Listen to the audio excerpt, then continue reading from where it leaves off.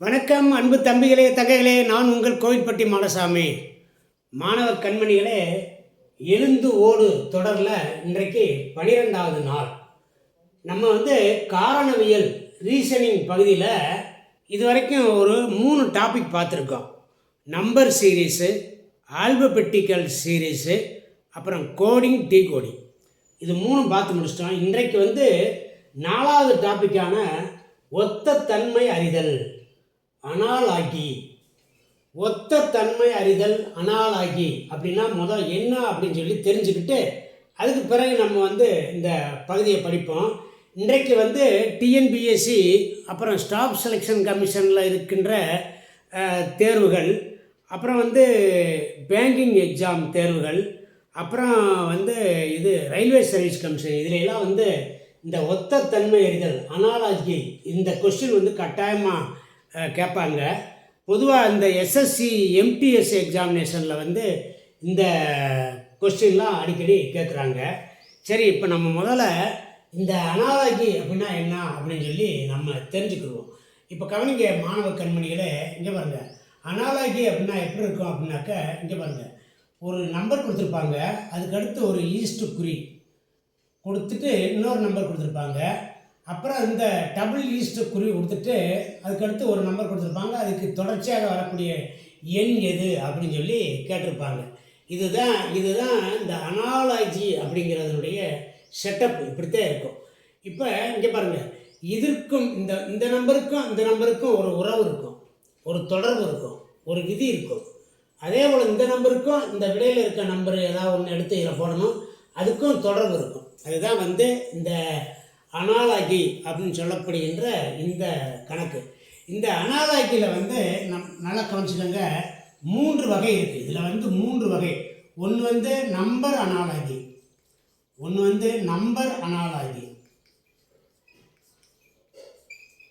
அடுத்து 2 alphabet analogy, அடுத்து 3வது ஜென்ரல் அனாலஜி. அப்படி 3 வகை இருக்குது. அந்த 3 வகையுமே இன்றைக்கு வீடியோவில் நம்ம சொல்லிக் கொடுக்க போகிறோம். இந்த 3 வகையில் இப்போ நம்ம பார்க்க போகிற ஒரு 6-7 கணக்கு இந்த நம்பர் அனாலஜி. பொதுவாகவே இந்த போட்டித் தேர்வுகளில் நம்பர் அனாலஜி நிறையா கேட்குறாங்க, அதனால் இதை படிப்போம். இப்போ இந்த கொஸ்டின் நம்பர் 1 படிக்கிறேன். 6:216 7 எவ்வளவு அப்படின்னு கேட்டிருக்காங்க. 6 என்பது 216 எனில் 7 என்பது என்ன அப்படின்னு இதுக்கு அர்த்தம். சரி, இந்த கொஸ்டினை செய்கிறதுக்கு முன்னாடி உங்களுக்கு ஒரு இன்ட்ரோ மாதிரி முதல் சொல்கிறேன், கவனிங்க. இப்போ 2 8 3 என்ன இப்படி கேட்டுக்காங்க வைங்க. இப்போ இந்த 2க்கும் 8க்கும் உள்ள தொடர்பு என்ன அப்படின்னு சொல்லி நம்ம பார்க்கணும். இப்போ இந்த 2 4ஆல் பெருக்கியிருக்காங்க, 4ஆல் பெருக்குன்னா 8, 2 4ஆல் பெருக்குன்னா 8. அதே போல் 3 4ஆல் பெருக்கணும் அப்படின்னாக்க 12. விடையில் 12 இருந்துச்சுன்னா அந்த விட கரெக்டு. ஓகேங்களா? ரைட்டு. சரி, இப்படி இல்லாமல், ஒருவேளை இப்படி இல்லாமல் 2 கீப்பு எவ்வளவு? 2 கீப்பு 2 × 2 × 2 8. அப்போ இந்த இதுக்கு 3 கீப்பு போட்டிருந்தாங்கன்னா விடையில் 12 இல்லாமல் 27 இருந்துச்சுன்னு வைங்க, அதான் கரெக்டு. புரிஞ்சுக்கிட்டீங்களா? இதுதான் நம்பர் அனாலஜி. இந்த மாதிரி நம்ம இதை தொடர்படுத்தி பார்க்கணும். பார்க்கும்போது நம்மளுக்கு ஒரு குழு கிடைக்கும். அதை வச்சு நம்ம விடையை பிடிச்சி போகும்போது அந்த விடை இருந்தால் கரெக்டு, இல்லைன்னா தப்பு. அடுத்த மெத்தடுக்கு நம்ம போகணும். இப்போ நம்ம நேரடியாக 1வது கணக்குக்கே போயிடுவோம். பொதுவாகவே இந்த நம்பர் அனாலஜியில் என்னென்னலாம் செஞ்சுருப்பாங்க அப்படின்னு சொல்கிறேன், கவனிங்க. ஒரு 1ஆல் பெருக்கியிருப்பாங்க, பெருக்கி ஒரு 1 கூட்டியிருப்பாங்க, இல்லைன்னா ஒரு 2ஆல் பெருக்கிட்டு ஒரு 2 கூட்டுவாங்க. இப்படி இந்த மாதிரி ஒரு பெருக்கி கூட்டுறது, இப்படி ஒரு விஷயம் இருக்கும். இது முதல் மெத்தடு. 2வது இந்த கொடுத்துருக்க எண் ஸ்கொயர்டு பண்ணுவாங்க. இந்த பாருங்க, இந்த 6 கொடுத்துருக்க நம்பர் எண்ணுன்னு வச்சுக்கோங்க, அதனுடைய எண் ஸ்கொயர்டு அப்படி வந்திருக்கும். இல்லைன்னா கொடுத்துருக்க நம்பருக்கு கியூப்பு கேட்பாங்க, கியூப்பு அப்படி இருக்கும். இல்லைன்னா என்ன செய்யணும்னாக்க இந்த கொடுத்துருக்க நம்பர்கள் பகா எண்களாக இருக்கும். பகா எண்களாக இருக்கும். இந்த மாதிரி நிறையா விதிகள் வந்து இதில் ஃபாலோ பண்ணியிருப்பாங்க.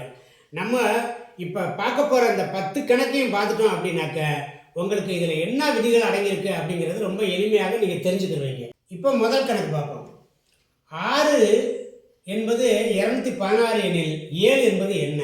இப்போ கவனிங்க, 6ங்கிற ஒரு சின்ன நம்பரு 216 ஆயிருக்கு அப்படின்னாக்க இது ஏதோ ஒரு வகையில் பெருக்கப்பட்டிருக்கு. இது வந்து மடங்கு ஆக்கப்பட்டிருக்கு. அப்போ இங்கே கவனிங்க, நல்லா கவனிங்க. இப்போ நம்ம இதை வந்து நம்ம இது 6 வந்து எப்படி 216 ஆச்சு அப்படின்னு சொல்லி முதல் கண்டுபிடிக்கணும். இப்போ 6 கியூப்பு போடுங்களேன். 6 கியூப்பு வந்து என்னது? 6 × 6 × 6 6 36 36 6 216 36 6 இருக்கணும்னா 6 36 மிச்சம் 3 6 18 3 21 216 வந்துடுச்சா? அப்போ இது வந்து 7 கியூப்பு கண்டுபிடிக்கணும். 7 கியூப்பு. 7 கியூப் என்னது? 7 × 7 × 7 7 49 49 7 பெருக்கணும் அப்படின்னாக்கா 343. அப்போ விடை வந்து சி விடை கரெக்டு. இந்த முதல் கணக்கில் ஒன்றும் இல்லை, கியூப் பண்ணியிருக்காங்க, அவ்வளோதான். புரியுதுங்களா? இந்த மாதிரி ஏதேனும் ஒரு விதியின் படி அது வந்து அந்த 2 எண்கள் ஒத்து போயிருக்கும். அதே மாதிரி நம்ம 3வது எண்ணையும் 4வது எண்ணையும் ஒத்து போகிற விதி என்னன்னு கண்டுபிடிச்சு இந்த 3வது எண்ணுக்கு உரிய 4வது எண் எது அப்படின்னு கண்டுபிடிக்கிறது. இதுதான் அனாலஜி. புரியுதுங்களா? கவனிங்க, 2வது கணக்கு 25:37 49 என்ன? 25 என்பது 37 என்றால் 49 என்பது என்ன அப்படின்னு கேட்டிருக்காங்க. இந்த கணக்கை எப்படி செய்கிறது அப்படின்னு சொல்லித்தான் கவனிங்க. இப்போ இங்கே பாருங்கள், 25 இந்த 25 32 ஆயிருக்குனாக்க 25 கூட ஒரு 12 கூட்டியிருக்காங்க. அப்படித்தானே? இந்த நம்பரை கூட்டி பார்ப்போம், கழிச்சு பார்ப்போம். கழிச்சு பார்க்கும்போது 12 கூட்டியிருக்காங்க 37. அப்போ 49 கூட ஒரு 12 கூட்டுங்க. 49 59 61 61 விடையில் இருக்கா? இல்லை பாருங்கள், இல்லை. அப்போ இது தப்பு, இது தப்பு. சரி, அப்புறம் என்னதான் செய்யலாம் பார்ப்போம். இப்போ பாருங்கள், இந்த 25ங்கிறது 5 ஸ்கொயர்டு. ஓகேவா? ரைட்டு. இந்த 37 என்பது என்னவா இருக்கும்? இது 5 ஸ்கொயர்டாக இருந்துச்சுனாக்கா இது 6 ஸ்கொயர்டு. 6 ஸ்கொயர்டு எவ்வளவு? 36. அது கூட 1 கூட்டியிருக்காங்க. அதாவது இங்கே என்ன நம்பர் ஸ்கொயர்டு இருக்கோ அதுக்கு அடுத்த நம்பருக்கு ஸ்கொயர்டு பார்த்து 1 கூட்டியிருக்காங்க. பிடிச்சிட்டோமா விடையே? இதே மாதிரி வருதான்னு பார்ப்போம். இப்போ இது வந்து 7 ஸ்கொயர்டு. 7 ஸ்கொயர்டு 49. 7க்கு அடுத்து 8 ஸ்கொயர்டு. அடுத்தது 8 ஸ்கொயர்டு. 8 ஸ்கொயர்டு கூட 1 கூட்டணும். இங்கேயும் 1 கூட்டியிருக்கோமா? அதே மாதிரி அங்கேயும் 1 கூட்டணும். 8 ஸ்கொயர்டு எவ்வளவு? 8 8 64. 64 கூட 1 கூட்டினா 65. 65 விடையில் இருக்கா? இருக்குது. பி விடை கரெக்ட். அவ்வளோதான். அதாவது இந்த அனாலஜி அப்படிங்கிறது வந்து ரொம்ப ரொம்ப சிரமமான ஒரு கணிதத்தில் ரொம்ப சிரமமான பகுதி. அதை வந்து ரொம்ப லாபகமாக ஈஸியாக எடுத்து அதை எப்படி இப்படி அமைஞ்சிருக்கு அப்படின்னு சொல்லி பல விதிகளை இது வந்து நம்ம என்ன பண்ணி பார்க்கணும். இந்த விதியில் இது இருக்கா, இந்த விதியில் இது இருக்கான்னு செக் பண்ணி பார்க்கணும். எந்த விதிக்கு அது அடங்குதோ அதை எடுத்து விடையாக போட்டுருணும். அவ்வளோதான். புரியுதுங்களா? ஓகே. கவனிங்க, 3வது கணக்கு 5:30 7 என்ன விடை இங்கே கொடுத்துருக்கு. இது எப்படி செய்கிறது அப்படின்னு பார்ப்போம். கவனிங்க, அதாவது மாணவ கண்மணிகளே, சின்ன சின்ன விதிகளை போட்டு பாருங்கள், ஈஸியாக கணக்கு கண்டுபிடிச்சிடலாம். இப்போ 5ங்கிறது இந்த 30 வரணும்னா 6ஆல் பெருக்கியிருக்காங்களா? 6ஆல் பெருக்குன்னா 30. அதே மாதிரி இந்த 7 6ஆல் பெருக்கி பாருங்கள், 42. இருக்கா விடையில்? இல்லை. அப்போ இது கிடையாது. சரி, இது கூட ஒரு 25 கூட்டி பாருங்கள். 5 கூட ஒரு 25 கூட்டுவோம். ரைட்டு. அதே மாதிரி 7 கூட ஒரு 25 கூட்டுங்க, 32. விடை இருக்கா? இல்லை. இதுவும் கிடையாது. இப்படி போட்டுக்கிட்டே வரணும். இப்போ பாருங்கள், 5 ஸ்கொயர்டு எவ்வளவு? 25. அந்த 25 கூட 5வே கூட்டியிருக்காங்க, கூட்டினா 30. அதே மாதிரி இதை போட்டு பாருங்கள், 7 ஸ்கொயர்டு எவ்வளவு? 49. 49 கூட ஒரு 7 கூட்டுங்க, 56. வந்துருச்சா விட? அவ்வளோதான். இப்படி ட்ரை பண்ணி பார்க்கணும். இந்த மாதிரி ட்ரை பண்ணி பார்த்தீங்க அப்படின்னாக்கா விட வந்துடும். இது வந்து அனாலஜி. அனாலஜியில் இதுக்கும் ஒரு உறவு இருக்கும். இதே மாதிரி உறவு இங்கே இருக்கும். அதை கண்டுபிடிச்சி அந்த நம்பரை கண்டுபிடிக்கணும். அதுதான் அனாலஜி. கவனிங்க, 4வது கணக்கு 68:130 கேள்விக்குறி 350. இந்த கணக்கை எப்படி செய்கிறதுன்னு பார்ப்போம். இப்போ கவனிங்க, இது 68 இருக்குது, இது 130 இருக்குது. இங்கே என்ன நம்பர் வரணும், இங்கே என்ன நம்பர் இருக்குது, அதை பார்ப்போம். இப்போ 68 இன்னொரு 68 ரெண்டால் பெருக்கணும் அப்படின்னாக்கா 68 68 பெருக்கணும். 2 16 மிச்சம் 1 2 12 1 13 136. 68 68 136. அதில் ஒரு 6 கழிப்போம், கழிச்சா 130. ரைட்டா? இப்போ அதே மாதிரி இது வந்து பெருக்கப்பட்டிருக்கும் 350. 350ல் பாதி எவ்வளவுன்னு பார்ப்போம். 350ல் வந்து ஒரு பாதி எவ்வளவுன்னு பார்ப்போம். பார்த்தோம்னா 175. 175 175 ரெண்டால் பெருக்கி ஒரு 6 வந்து கழிக்கணும்ல, கழிக்கணும். அப்போ இது வந்து இதுலேருந்து 6 கழிச்சு விட்டோம்னா, இதுலேருந்து 6 கழிச்சோம்னாக்க 169. 169. இப்போ இங்கே பாருங்கள், இது வந்து இதை வந்து 2ஆல் வகுத்துருக்கோம். 2ஆல் வகுத்தோம்னா 169. 169 2ஆல் பெருக்கணும் அப்படின்னாக்க எவ்வளோ வரும்னா 169 ஒரு 169 9 9 18 மிச்சம் 1 6 6 12 13க்கு 3 மிச்சம் 1 வந்து 338. 338 தான் வருது. 338லேருந்து 6 கழிக்கணும். அப்படி வரலையா? ஆக இது வந்து இந்த மாதிரி இது அடங்கலை, இதுக்கும் சரியாக வரல. இப்போ இங்கே பாருங்களேன், 4 கீப்பு எவ்வளவு? 4 × 4 × 4 4 16 16 64. அது கூட ஒரு 4 கூட்டிட்டாங்க, 68. சரியா போச்சா? இப்போ பாருங்கள், 5 கீப்பு எவ்வளவு? 5 × 5 × 5 125. 125. அது கூட ஒரு 5 கூட்டியிருக்காங்க.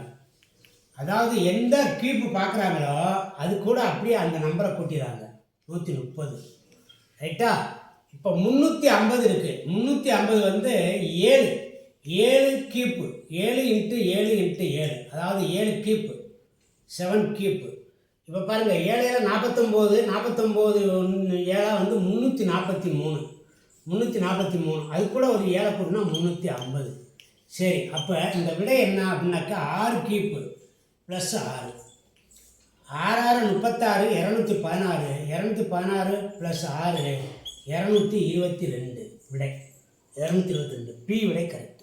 அதனால் இங்கே கேள்வி வந்து கடினமாக இருக்கும், ரொம்ப யோசிக்கணும். கவனிங்க, 5வது கணக்கு. 2 என்பது 5 எனில் 7 என்பது என்ன? விடை கொடுத்துருக்கோம்.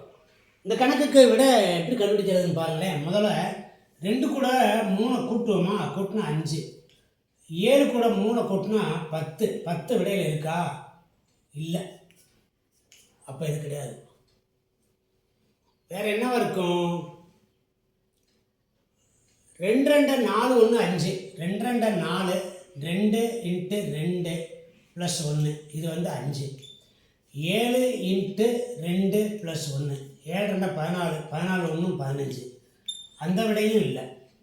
சரி, இப்போ பாருங்கள், இது வந்து இந்த எண்கள் வந்து இங்கே இரட்டைப்படை எண் இருக்குது, இது ஒற்றைப்படை, இங்கே ஒற்றைப்படை இருக்குது. அந்த இதுலேயும் வராது. இப்போ இது பகா எண்கள் எழுதி பார்ப்போம். 2 3 5 7 11 13 அடுத்து 17. இப்படியே போகும். இப்போ பாருங்கள், 2 இருக்குது முதல் எண்ணு. அடுத்து இந்த 3 விட்டுட்டு 5 இருக்குது. 2வது எண்ணு 5 இருக்கா? அதே மாதிரி 7 இருக்குது, இங்கே இருக்குது. ஒரு நம்பரை விட்டுட்டு 13. இதுதான் கரெக்டாக இருக்கும். அதாவது பகாயன் வரிசையில் ஒரு எண்ணை இடையில விட்டுட்டு போயிருக்காங்க. அப்போ இந்த 13 விட தான் கரெக்டு. பார்த்தீங்களா? இது வந்து பகாயன் வச்சு கேட்டிருக்க கணக்கு. நல்லா ப்ராக்டிஸ் பண்ணிக்கோங்க. கவனிங்க, 6வது கணக்கு. 6 என்பது 12 எனில் 4 என்பது என்ன? விட கொடுத்துருக்காங்க. இப்போ கவனிங்க, இந்த கணக்கை செய்வோம். 6 2ஆல் பெருக்குனா 12. 4 2ஆல் பெருக்குனா 8. இல்லை, விடையில் இருக்கா 8? இல்லை, இது கிடையாது. சரி, வேற என்ன செய்வோம்?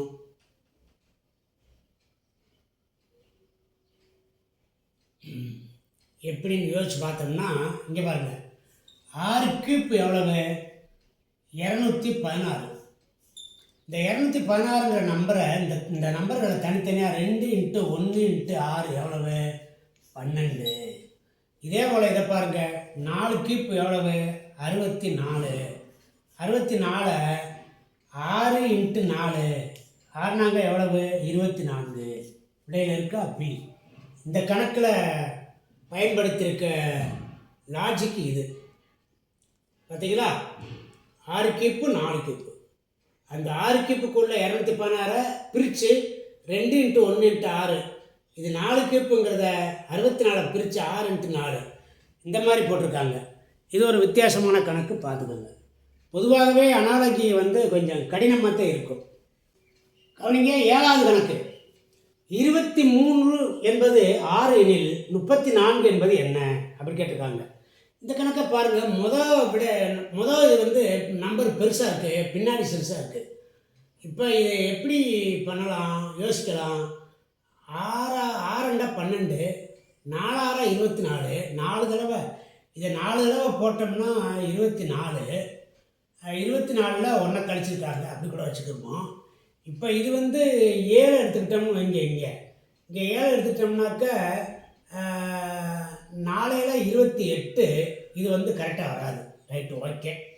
இப்போ பாருங்கள், சிம்பிளாக இப்படி பாருங்களேன். 2ஐயும் 3ஐயும் பெருக்கி பாருங்கள், 6.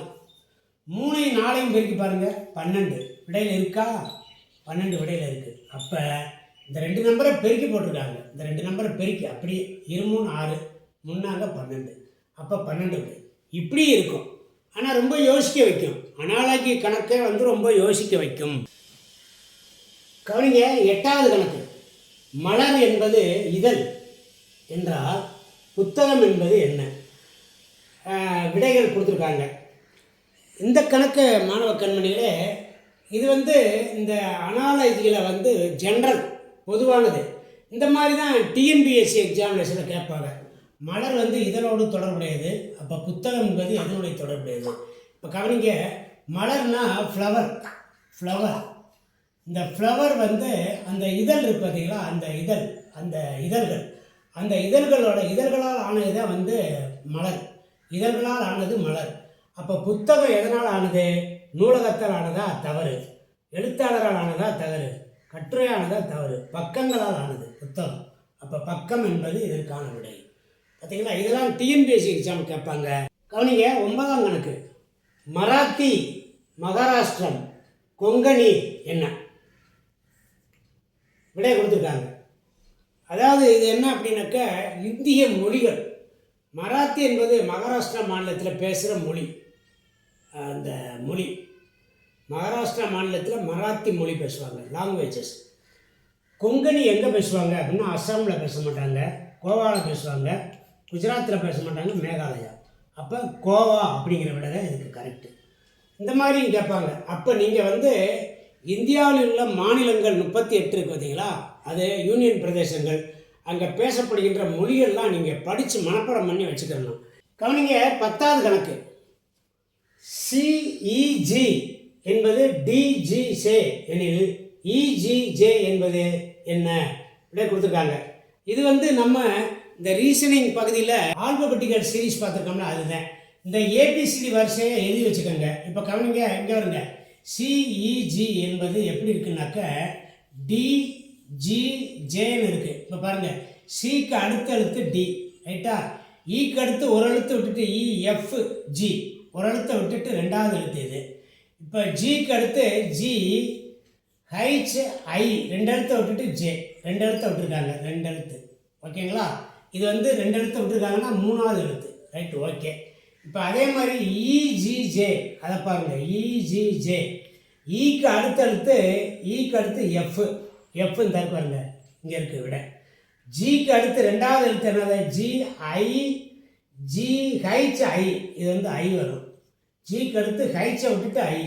ஜேக்கு அடுத்து ஜே, கே, எல், எம், 2 எழுத்தை விட்டுட்டு 3வது எழுத்து எம். ஆக எஃப்ஐஎம் இதுதான் கரெக்டு. பார்த்தீங்களா? முதல்ல ஒரு எழுத்தை ஸ்கிப் பண்ணிவிட்டு அடுத்து 2 எழுத்து, அடுத்து 3 எழுத்து. இப்போ இங்கே ஒரு எழுத்தை ஸ்கிப் பண்ணால் எஃப், அடுத்து 2 எழுத்தை ஒரு எழுத்து 2வது எழுத்துக்கு போனோம்னா ஐ, அடுத்து 3வது எழுத்துக்கு போனோம் அப்படின்னாக்க எம். ஓகேங்களா? அவ்வளோதான். மாணவ கண்மணிகளே, இன்னைக்கு அனாலஜி பகுதியில் ஒரு 10 கணக்கு ரொம்ப அருமையான கணக்கு. டிஎன்பிஎஸ்சி, எஸ்எஸ்சி, அப்புறம் ரயில்வே சர்வீஸ் கமிஷன், அப்புறம் ஐபிபிஎஸ் இதிலெல்லாம் கேட்குற கணக்கு வந்து இன்றைக்கி அழகாக சொல்லி கொடுத்தாச்சு. இதை வந்து நல்லா அடிக்கடி வீடியோ போட்டு ப்ராக்டிஸ் பண்ணுங்கள்.